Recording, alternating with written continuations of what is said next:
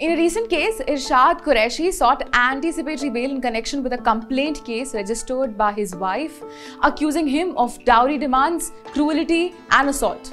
Now, what is anticipatory bail? It is a legal provision that allows an accused person to apply for bail even before being arrested. The Patna High Court addressed an issue surrounding Muslim personal law and the impact of second marriages on the well-being of first wives.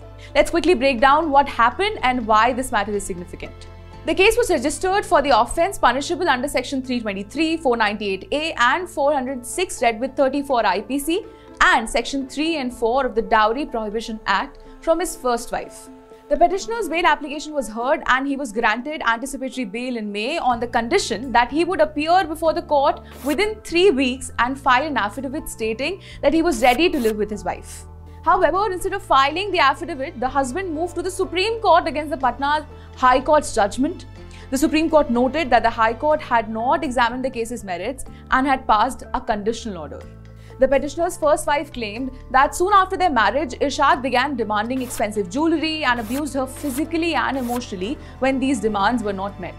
Eventually, she was removed forcefully from her matrimonial home. Irshad Qureshi countered that his wife had only stayed with him for a brief period and had failed to report any issues during that time.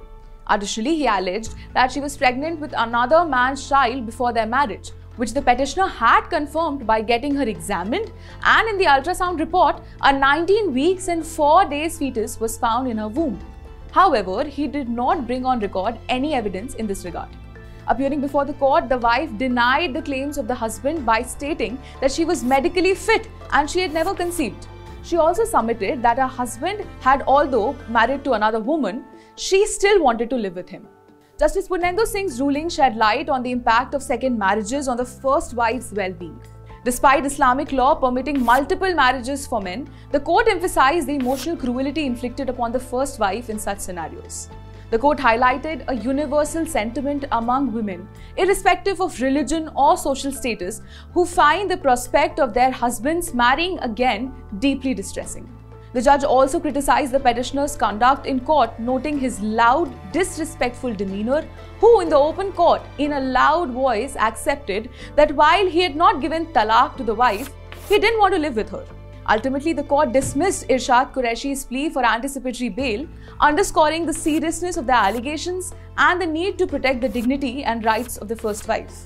This case brings to light a broader societal issue surrounding marriage and personal rights within the Muslim community. The ruling serves as a reminder that while certain actions may be legally permissible, they can have profound emotional and ethical implications. The decision by the Patna High Court reflects a commitment to justice and protection for individuals affected by complex marital disputes.